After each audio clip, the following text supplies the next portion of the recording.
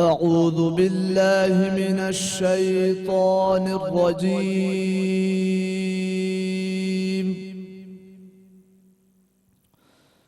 بسم الله الرحمن الرحيم.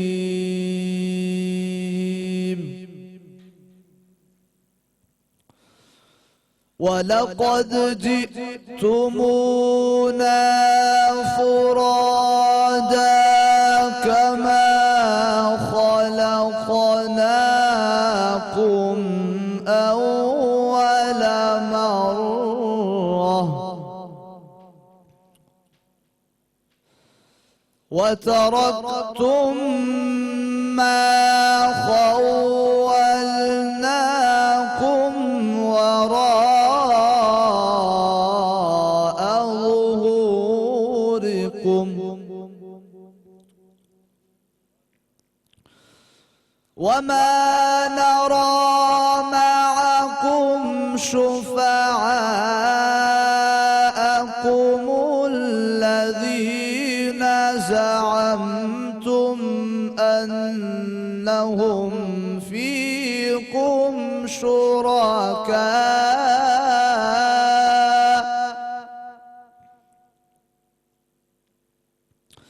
لقد تقطع بينكم وضل عنكم ما كنتم تزعمون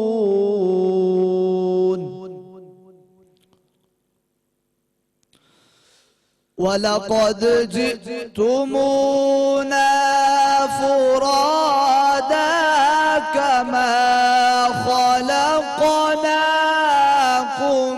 أول مرة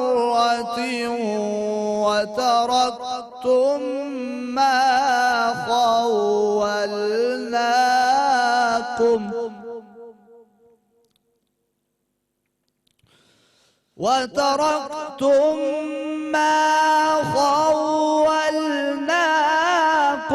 وراء ظهوركم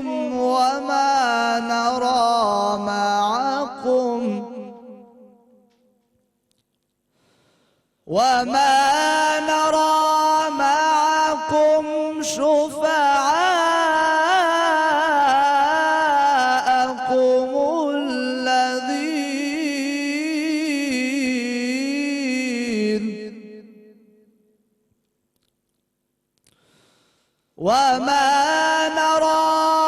معكم شفعاءكم الذين زعمتم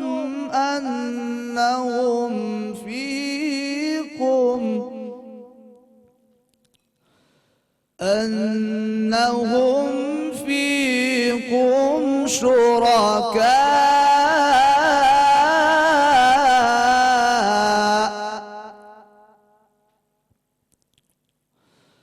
لقد تقطع بينكم وضل عنكم ما كنتم تزعمون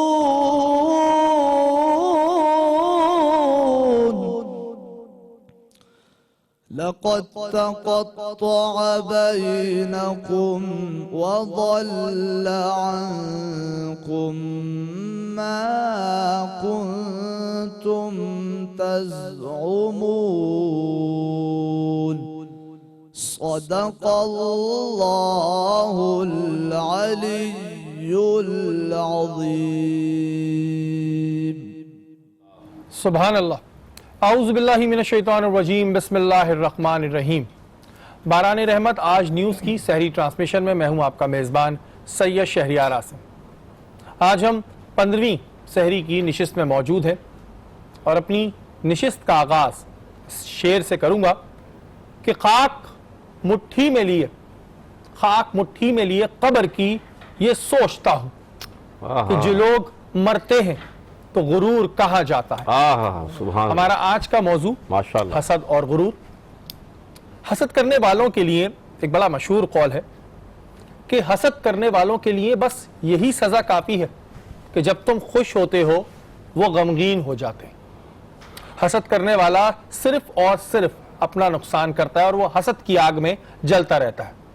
और जहां बात आए तकब्बुर की, तो तकब्बुर करने वालों को यह सोचना चाहिए कि आया वो किस चीज पे तकब्बुर कर रहे हैं, क्योंकि वो जिस चीज पे तकब्बुर कर रहे हैं वो तो अल्लाह ताला की अता करता है। जो दे सकता है वो ले भी सकता है। हमारी आज की निशिस्त पे हम इसमें बात करेंगे। हमारे साथ मौजूद है मुफ्ती मोहसिनुज़्ज़मा साहब, आपको खुशामदीद कहते हैं। जज़ाकुमुल्लाहु तआला फिद्दार हैं। उनके बराबर में मौजूद है डॉक्टर मुबश्शिर आलम साहब, आपको भी खुशामदीद कहते हैं। शुक्रिया। निशिस्त को आगे बढ़ाते हैं और आज नात ख़ानी के फ़राइज़ अंजाम देने के लिए हमारे साथ मौजूद हैं उवैस रहमानी। आपसे दरख्वास्त करेंगे कि नात शरीफ पेश कीजिए। सल्लल्लाहु अलैहि या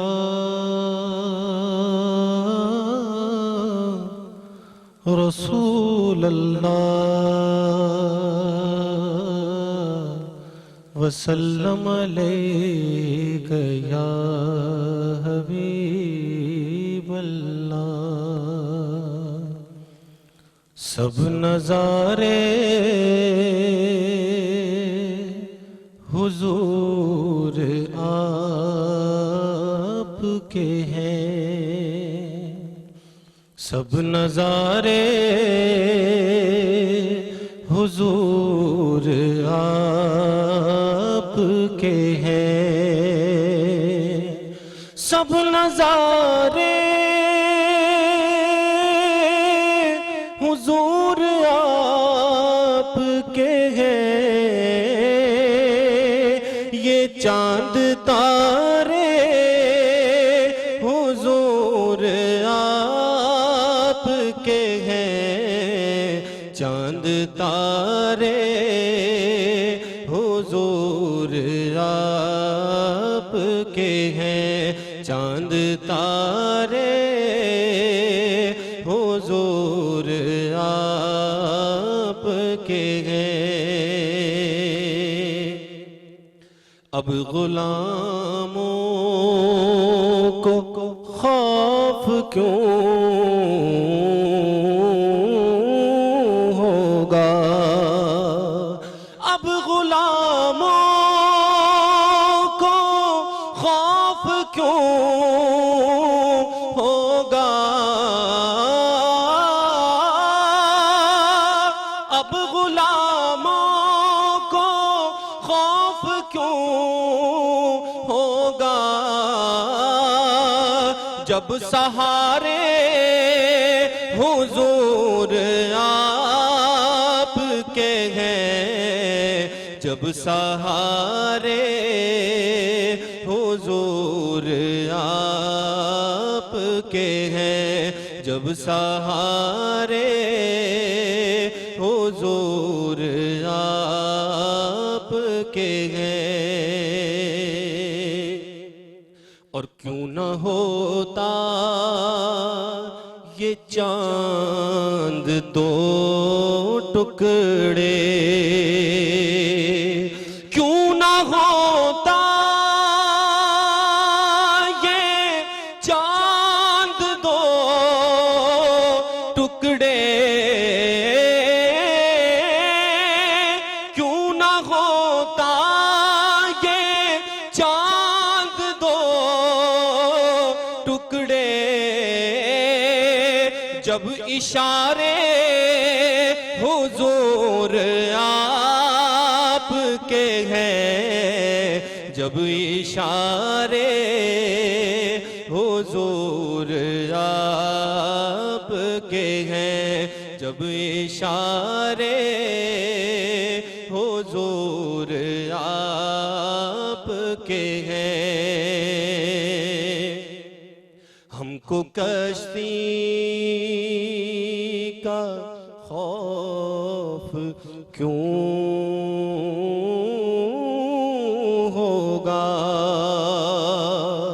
हमको कश्ती का खौफ क्यों होगा, हमको कश्ती का क्यों होगा, क्योंकि सब किनारे हुजूर आपके हैं, सब किनारे हुजूर आपके हैं। घर कमर जिसने सारा वार दिया, वो दुलारे हुजूर आपके हैं, वो दुलारे हुजूर आपके हैं, वो दुलारे हुजूर आपके हैं। सब नजारे हुजूर आपके हैं। सुभान अल्लाह, सुभान अल्लाह, माशाल्लाह, सुभान अल्लाह। वैसे बहुत खूबसूरत आवाज़ अल्लाह ताला ने आपको दी और आप उसको बहुत सही जगह इस्तेमाल कर रहे हैं। मैंने पहली दफ़ा सुना है आपको, लेकिन बहुत खूबसूरत आवाज़ आपकी, और इस नशिस्त से आपके लिए बहुत सारी दुआएं। अल्लाह ताला आपको बहुत तरक्की दे आमीन। और आपकी आवाज़ में मज़ीद खूबसूरती अता फरमाए। बहुत शुक्रिया, बहुत शुक्रिया, जज़ाकल्लाह। नाज़रीन, हमारा आज का मौजू हसद और तकब्बुर। मुफ्ती साहब, आपसे ये जानना चाहूँगा कि कुरान पाक में अल्लाह ताला तकब्बुर करने वालों के बारे में क्या फरमाते हैं? औज़ु बिल्लाहि मिनश शैतानिर रजीम, बिस्मिल्लाहिर रहमानिर रहीम। क़ाल अल्लाहु तआला फ़िल क़ुरानिल मजीद व इज़ क़ुल्ना लिल मलाइकति। अल्लाह ताला कुरान हकीम फ़ुरक़ान हमीद में वाज़ेह तौर पर फरमा रहा है कि व इज़ क़ुल्ना लिल मलाइकति उसजुदू आदमा फ़सजदू इल्ला इब्लीस। अल्लाह ताला ने कुरान हकीम में वाज़ेह तौर पे सूरह बकरा, जब कुरान पाक की जो पहली सूरत नाजिल हुई, उसमें रब ताला ने वाज़ेह फरमाया कि अल्लाह ताला ने तमाम मलाइका को कहा कि हज़रत आदम अलैहिस्सलाम को सजदा करो। बिल्कुल।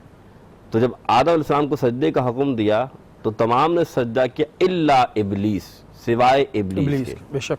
तो क्या हुआ कि जब इब्लीस ने सजदा नहीं किया तो फिर अल्लाह ताला ने खुद कुरान में वाज़ेह फरमा दिया कि वो उसने इस वजह से तौबा नहीं किया, उस वजह से सजदा नहीं किया क्योंकि उसके अंदर तकब्बुर था, और जब उसने तकब्बुर किया तो वो काफिरों में से हो गया। तो मालूम ये चला कि इस्लाम की पहली जंग आदमियत के खिलाफ जो हुई या शैतानियत के खिलाफ जो हुई वो तकब्बुर के बेस पर हुई, और अल्लाह ताला ने शैतान को जो काफिर करार दिया, यानी काफिर माने इनकार करने वाला, कि अल्लाह का कहना नहीं माना, क्योंकि वो कहता था मैं आग से बना हूं और ये मिट्टी से बना है, तो मैं अजीम हूं, मेरा जो मुकाम है मर्तबा आला है। तकब्बुर आ तो गया। अब उसमें जब तकब्बुर आया तो फरमाया कि ये तूने तकब्बुर किया और तू काफिरों में शामिल हो गया। तो मालूम ये चला कि कुरान ने वाज़ेह कर दिया कि जब तुम तकब्बुर करोगे तो इनकार करने वालों में से होगे, और जो तकब्बुर करता है तो ये शैतान की सिफ्तों में से एक सिफ्त है, जिसकी वजह से इंसान को आला मुकाम मिल गया और शैतान के इस तकब्बुर के सिफ्त पर अमल करने वालों को इनकारने वाला बना दिया। फिर अल्लाह ने कुरान में एक जगह फरमाया अल्लाहु ला युहिब्बुल मुस्तकबिरीन। अल्लाह फरमा रहे वाज़ेह तौर पे कि अल्लाह ताला मोहब्बत ही नहीं फरमाता, पसंद ही नहीं फरमाता किन लोगों को जो तकब्बुर करते हैं। अब तकब्बुर है क्या, पहले तो ये जानिए तकब्बुर कहते किसे हैं। हुजूर ने फरमाया तकब्बुर से कहते हैं कि अल्लाह ताला की वो नाफरमानी करता हो और अल्लाह के बंदों को हकारत की निगाह से देखता हो, यानी उसकी निगाह में अमीर और गरीब की बात नहीं है, वो अपनी जात में कि मैं खुद ही, यानी कि मेरी जात अफजल है, बाकी कोई अमीर है तो होगा, कोई गरीब हो तो होगा, कोई काला है तो होगा, कोई गोरा है तो होगा, वो कुछ भी हो, मेरी जात सबसे ज्यादा अफजल है। फरमाया ऐसा शख्स, वो शख्स मुतकब्बिर कहलाता है। लेकिन एक और बात हुजूर ने फरमाई, हुजूर फरमाते हैं अगर किसी के दिल में, आपने राई देखी हुई, राई जिसे कहते हैं हम, फरमाया राई के एक दाने के बराबर भी दिल में तकब्बुर है, वो जन्नत में दाखिल नहीं हो सकता। अस्तगफुरुल्लाह, अस्तगफुरुल्लाह। और ये चीज़ वाकई में जो मैंने इंट्रो में भी कहा था कि हम तकब्बुर आया करते किस चीज़ पे, क्योंकि हमारे पास तो कुछ भी नहीं होता अपना, हम दुनिया में आते हैं, हम इतना सा गोश्त का टुकड़ा होते हैं, और जो यहाँ तक पहुँचते हैं तो इसमें सब अल्लाह मियाँ का कमाल होता है। अगर हम देख रहे हैं, हम बात कर रहे हैं, ये भी अल्लाह मियाँ का हम पर एहसान होता है, तो फिर तकब्बुर किस चीज़ का।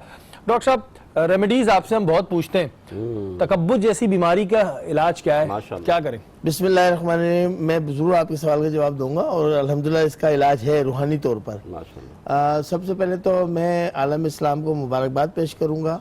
शहज़ादा रसूल सल्लल्लाहु अलैहि वसल्लम हज़रत इमाम हसन अलैहिस्सलाम की आज विलादत मुबारक है, तो सबको मुबारक हो, हम सबको मुबारक हो। बिल्कुल। अच्छा, दूसरी बात शेरी भाई, मैं ये अर्ज़ करूंगा कि जो मैं काफ़ी दिन से अर्ज़ करना चाह रहा हूँ, माशाअल्लाह। तकरीबन रोज़ ही सैकड़ों अफराद से हमारी मुलाकात होती है, दस्तरखान पे भी और ऑफिस में भी। तो उन सब का कहना है आपके लिए बिल्कुल कि जो सहरी ट्रांसमिशन आप लेके जा रहे हैं और जिस अंदाज से लेके चल रहे हैं, अल्हम्दुलिल्लाह कामयाब तरीन है। अल्हम्दुलिल्लाह। और बस वो होस्टिंग जो आपकी है ना, अल्लाह जो आपका ताला का अंदाज है, करम है, अल्लाह ताला का तो करम है। उनके अल्फाज में आप तक पहुंचा रहा हूं मोहब्बत उनकी। कि आप ऐसे होस्टिंग कर रहे हैं। अरे मैं बहुत और अपना आदमी हूं, इसमें मोहब्बत। मजहबी भी रंग है, इसमें दुनिया का भी रंग है, इसमें तरीकत और सूफिया का भी रंग है और मालूमाती अल्लाह ताला का करम, प्रोग्राम अल्लाह है। ताला का करम। आपको बहुत मुबारक हो। बहुत शुक्रिया। अब हसद और इसका जो मर्ज है तकब्बुर का, गुरूर का, तो हमें सबक तो इस बात से हासिल करना चाहिए कि जिस तरह अभी मुफ्ती साहब ने बयान फरमाया कि जन्नत में दाखिल नहीं हो सकता। अब भले आप हज करें, नमाजें पढ़ें, सही है ना, सब कुछ करें, खिदमत खल करें, अगर राय बराबर भी आपके दिल में ये आ गया कि तकब्बुर, गुरूर, तो आप जन्नत में दाखिल नहीं हो सकेंगे। एक बात तो इस सरकार द्वारा मुबारक मफहूम है। अब रूहानी, ये भी रूहानी बीमारियों में एक है, ये बीमारी रूहानी बीमारियों में से एक है। इसका इलाज जिक्र अल्लाह है, अल्लाह का जिक्र है, सरकार दो आलम सल्लम की सनाखानी सुनना, नाते सुनना। उससे क्या होगा, कल्ब आपका नरम होगा और आंखें नम होनी शुरू हो जाएंगी और आप अपनी हकीकत को पहचानना शुरू कर देंगे कि हमारी दो सांसों पे कंट्रोल नहीं है। शरीर दो सांसों में, एक सांस ऊपर जा रही है, एक अंदर आ रही है। ऊपर जब निकलती है सांस तो एक फरिश्ता कायम है अल्लाह की तरफ से, कहता है कि मैं पकड़ लूं, अल्लाह कहता है नहीं, छोड़ दो। एक सांस अंदर जा रही है, फरिश्ता अंदर वाला पूछता है कि उसको यार रब मैं पकड़ लूं सांस को, अल्लाह कहता है वक्त है इस बार, छोड़ दो। तो दो सांसों पे हमें कंट्रोल नहीं है। बिल्कुल। पानी अगर लग जाए तो बिल्कुल। बंदे की हालत में क्या जलतल हो जाती है जान। बिल्कुल, ये डॉक्टर साहब ने बिल्कुल सही फरमाया कि हमें तो अपने अगले पल का नहीं पता और हम पता नहीं किस चीज़ का तकब्बुर कर रहे होते हैं और एक इंसान में तकब्बुर आ भी क्यों जाता है, ये भी एक सवाल पैदा होता है। ऐसे बहुत से सवाल हैं जो आज की निशिस्त में हम डिस्कस करेंगे। यहाँ वक्त हुआ एक ब्रेक का, ब्रेक के बाद हाजिर होते हैं।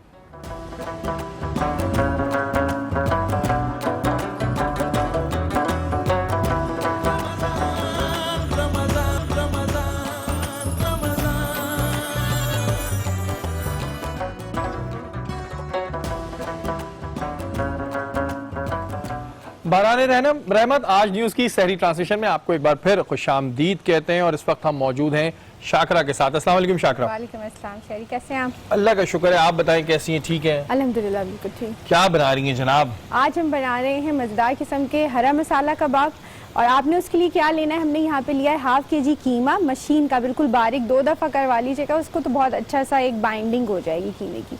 आपने उसको मैरिनेट कर देना है। 2 टेबल स्पून अदरक लहसुन का पाउडर पेस्ट लेना है और उसी के अंदर 1 टीस्पून हमने सॉल्ट लिया है, भर कर लीजिएगा।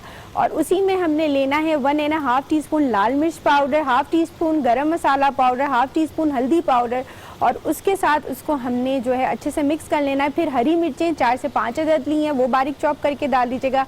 हरा धनिया पुदीना हस्बे ज़रूरत है आप डाल दीजिएगा इसमें और उसको मिक्स करके ऐसे आपने कबाब फ्राई करने के लिए डाल देना है। जब ये कबाब जब तक फ्राई होंगे, मैं यहाँ पे क्या नेक्स्ट स्टेप करूँगी, इसमें 1/4 कप हम ऑयल ले रहे हैं और उसके अंदर हम डाल देंगे अदरक लहसुन का पेस्ट 1 टीस्पून और उसी के बाद हम डाल देंगे 1 अदद प्याज जो मैंने ब्लेंड कर ली है। ब्लेंड करने के बाद उसको जैसे ही वो हल्की गुलाबी रंग की होगी तो उसमें मैं ज़ीरा, साबुत ज़ीरा जो होता है वो शामिल करूँगी, 2 अदद हरी मिर्चें शामिल कर दूँगी और मैंने हरा मसाला ब्लेंड करके रखा हुआ है वो उसके अंदर डाल दूँगी। हरा मसाले में क्या गया है, हरा धनिया पुदीना, हरी मिर्चें और लहसुन, ठीक है। इसको आपने और हाफ कप दही के साथ इसको ब्लेंड करके हमने रख दिया और अब इसी के अंदर डाल देंगे और उसके बाद थोड़ी देर इसको पकने देंगे और ये सारे कबाब उसमें डाल देंगे और इसको 10 मिनट के लिए ढक के रख देंगे। ऊपर से गरम मसाला आखिर में और अदरक साबुत आपने डालनी है और फिर इसको सर्व करना है। हाँ, अच्छा ये मैं समझ रहा था रायता है, ये आपने उसका मसाला बनाया हाँ, है? ये मैंने मसाला। अच्छा मैं इतनी देर समझ रहा हूँ ये शायद रायता है, मैंने कहा शायद ये कबाब बनेंगे और रायता बनेगा। अच्छा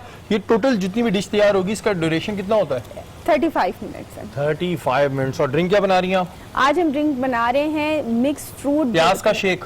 नहीं, फ्रूट एंड सिनेमन जो है शेक बना रहे हैं हम। अच्छा। उसमें आपके लिए क्या क्या चाहिए, मैं 2 अदद बनाना ले रही हूँ, 3 अदद चीकू ले रही हूँ और 1 अदद सेब जो बड़ा वाला होता है वो आपने लेना है, वो डाल देना है। उसके अंदर सिनेमन जाएगा 1 टीस्पून और उसमें 2 टीस्पून जाएगा शहद, और शहद के साथ हम दूध ले रहे हैं 750 ml और उसको हम ब्लेंड करेंगे। आखिर में लास्ट में हमने कुल्फा आइसक्रीम इसमें डाल देनी है और उसको सर्व करना है। मज़ेदार किस्म का ये जो है फ्रूट शेक तैयार हो। और कल भी जो इन्होंने बनाया था शेक वो भी बड़ा मज़ेदार था, और मैं डाइट रखने की कोशिश करता हूं, लेकिन जो है इनकी वजह से बड़ी डाइट जो है वो हमारी ख़राब हो रही है। अब बारी है हमारे उस सेगमेंट की जिसे हम कवाली सेगमेंट कहते हैं, और ये वो सेगमेंट होता है जो हमारी इस नशिस्त के अंदर एक समा बांध देता है। आज हमारे साथ जो आवाज़ मौजूद है, इन्हें आपने पहले भी बहुत दफ़ा हमारी नशिस्तों में सुना है, बहुत ही खूबसूरत आवाज़ हमारे साथ मौजूद हैं अली ज़मान ताजी। आपसे दरख्वास्त करेंगे कवाली पेश कीजिए। माशाल्लाह माशाल्लाह। और मेरा ये कहना गलत नहीं होता कि आप जब आते हैं एक समा बांध देते हैं, माशाल्लाह। और आपके लिए बहुत सारी दुआएं, अल्लाह ताला आपको और तरक्की दे, बहुत सारी दुआएं आपके लिए, बहुत शुक्रिया, जज़ाकल्लाह। हमारा आज का मौजू हसद और तकब्बुर के ऊपर। अभी स्टूडियो में हमें ज्वाइन किया है सिद्रा इमरान ने, MPA हैं पाकिस्तान तहरीक इंसाफ की, आपको खुशामदीद कहते हैं। वालेकुम अस्सलाम। हमारी दूसरी मेहमान सोशल वर्कर हैं उरूज वासिफ, आपको भी खुशामदीद कहते हैं। वालेकुम अस्सलाम। सिद्रा आपसे शुरू करूंगा। रमज़ान मुबारक का महीना वैसे ही बड़ा एक बिजी होता है, इबादतें भी चल रही होती हैं, आप लोग के अपने पॉलिटिकल काम भी चल रहे होते हैं, किस तरह इस महीने में तमाम चीज़ें मैनेज कर रही होती हैं? शरी बहुत शुक्रिया।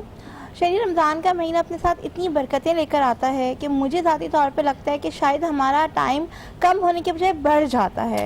इतनी खूबसूरत महीना होता है, इतनी बरकतें होती हैं, इतनी हर जगह एक सुकून होता है, एक मोतबर फ़िज़ा हो जाती है कि आपका हर काम, मुझे लगता है कि एक ख़ास आपको सहूलत मिल रही होती है। कुछ लोग कहते हैं कि जी बड़ा टाइम कम हो जाता है, लेकिन मैं तो हमेशा अपोजिट एक्सपीरियंस करती हूँ। मुझे तो हमेशा इबादत का भी टाइम मिल जाता है, घर वालों के साथ वक्त गुजारने का टाइम भी होता है, सियासी एक्टिविटीज़ भी चलती हैं, वर्कर्स के साथ, अपनी पार्टी के लोगों के साथ बहुत ज़्यादा मुलाकातें होती हैं, क्योंकि सहरी पे भी मिल रहे होते हैं, कुछ से कुछ अफ्तार पे मिल रहे होते हैं। तो एक बड़ा खूबसूरत जेस्चर होता है, एक यूनिटी का जेस्चर होता है इस महीने में। और मैं हर साल ये सोचती हूँ कि कितना ही अच्छा हो कि पूरे साल हमारे तमाम लोग इतने, जिसे कहते हैं ना कि कूल माइंडेड, खुश, स्माइलिंग रहें और एक दूसरे के साथ तावन करते रहें। तो बिल्कुल जी, ये बड़ा एक ज़रूरी होता है कि रमज़ान मुबारक के महीने में वही होता है ना कि हमें एक एक नेकी करने का दुगना तिगना अजर मिल रहा होता है। मुझे ये बताएं सियासत में क्या चल रहा है आजकल, क्या पोजीशन है, ये बताएं। देखिए सियासत में हमारी तरफ से और हमारी सबकी कोशिश यही चल रही है कि पाकिस्तान एक मुश्किल वक्त से गुजर रहा है, हम एक मौशी क्राइसिस का शिकार हैं इस वक्त। तो हमें तमाम वो इक़दाम उठाने हैं, पॉलिसीज़ पे काम हो रहा है, स्ट्रैटेजीज़ पे काम हो रहा है कि हम इस फाइनेंशियल क्रंच से बेहतर तौर पे निकल सकें। पाकिस्तान में इस वक्त जो सबसे बड़ा इशू है वो हमारी मौसम इस्तेकाम का ना होना है। IMF की डील्स चल रही हैं, लोगों को इन्फ्लेशन की शिकायत चल रही हैं, तो ये अच्छा, सब चीज़ें ये तो चले एक बड़ी, हम कहते हैं गहरी बात हो जाती है, एक आम व्यूवर इतना नहीं समझ पाएगा। रमज़ान मुबारक के महीने में, क्योंकि आप हैं तो अपोजिशन में, ज़ाहिर इधर तो अपोजिशन में सिंध में, हम ये देखते हैं कि मुनाफाखोरी बड़ी आसमान पे पहुंची होती है, आप बचपन से ही देखती आ रही होंगी।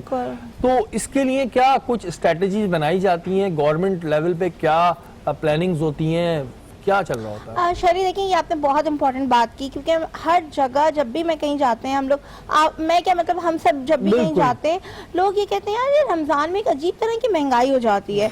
वही आइटम 2 दिन पहले वहीं से आया हुआ होगा, उसकी कॉस्ट भी वही होगी, डबल ट्रिपल हो जाता है। और इसी तरह आप देखें जैसे जैसे अशिया खुर्दरोज रमज़ान के शुरू में महंगी हो जाती है, और हमारी दूसरी कमोडिटीज़, क्लोथिंग, शूज़ और बाकी चीज़ें ये ईद के करीब एक अजीब से एक हपड़ दपड़ मच जाती है बाज़ारों में। तो हुकूमत की तरफ से बड़ी दफ़ा कोशिशें की गई हैं फेडरल लेवल पे भी और प्रोविंशियल लेवल पे भी कि जी प्राइस कंट्रोल सेक्शंस बनाए जाएं। यूटिलिटी स्टोर्स का निज़ाम कदरे बेहतर हुआ है, बहुत ज़्यादा एफिशिएंट मैं ये नहीं कहूँगी कि आज हो चुका है, बट एटलीस्ट इम्प्रूवमेंट है यूटिलिटी। ठीक है, आपने देखा होगा कि बड़े बचत बाजार प्रोविंशियल गवर्नमेंट की तरफ से भी लगाए गए हैं, तो मिलजुल कर कोशिश है कि अपनी आवाम को कोई सहूलत दी जाए और इस दफ़ा रमज़ान में हर किसी को मौका मिले। और भी बहुत से सिदरा सवालात होंगे जो मैं भी आपसे करूंगा। उरूज आपकी जानिब आता हूँ, माशाल्लाह बहुत कम उम्री में आपने स्पेशल चिल्ड्रन के लिए काम शुरू किया। पहले तो मुझे बताएं रमज़ान मुबारक कैसे गुजर रहे हैं आपके? बहुत अच्छा गुजर रहा है बहुत अच्छा मेरे स्पेशल बच्चों के साथ, और मैं काफ़ी ऑर्फनेज के लिए काम करती हूँ उनके साथ। बहुत अच्छा, बहुत ये अच्छा गुजर रहा है। ख्याल कैसे आया? क्योंकि ज़ाहिर है अमूमन हम लोग काम करते हैं, आपको ख्याल कैसे आया कि स्पेशल बच्चों के लिए काम करना चाहिए? ये फीलिंग्स कहाँ से आई? एक्चुअली मेरी मदर हमेशा से सोशल वर्क करती आई हैं और ये सब मुझे उनसे मिला है। उन्होंने हमेशा मेरी हौसला अफजाई की है और कि मैं इंसानियत के लिए, लोगों के लिए और इन बच्चों के लिए काम करूं। और आई थिंक अल्लाह ताला आपको इन कामों के लिए चुनते हैं और मैं अल्लाह का जितना शुक्र अदा करूं उतना कम है। और ये वाकई में बहुत बड़ी बात होती है कि अल्लाह ताला हमें कुछ कामों के लिए चुनता है और वो काम अगर हम इस तरह ही प्रेजेंट कर सकें, इसी तरह आगे ला सकें तो एक बड़ी बात होती है। इसी तरह आपसे मेरा ये सवाल है कि अभी हम बात कर रहे थे कि जी हुकूमत ने अपने तौर पर काम किए हैं, लेकिन आवाम क्यों हमें इस तरह खुश नज़र नहीं आती? देखें, ये बात तो मेरे और आपको और सबको ही पता है कि महंगाई को उस तरह हम कंट्रोल नहीं कर पाए हैं, तो क्या फिर रमज़ानों में क्या रिलीफ हुआ होगा? देखिए शहरी, सच्चाई ये है कि हमारी जो इकॉनमी है वो बहुत ज़्यादा इस वक्त मुश्किलात का शिकार है। हमारा मुल्क इस वक्त जिसे कहते हैं ना बिल्कुल दिवालिये के नहज पे पहुंच के हमने उसे मैच्योर किया है। इस वक्त हुकूमत के पास इतने वसाइल नहीं है कि आपको एक्सट्रीम सब्सिडीज़ नज़र आएँ। बिल्कुल, आपसे इस चीज़ को हम कंटिन्यू करेंगे क्योंकि मुझे ऊपर से अर्जेंट ब्रेक की कॉल आई है। यहाँ वक्त तो एक ब्रेक का, ब्रेक के बाद हाजिर हूँ।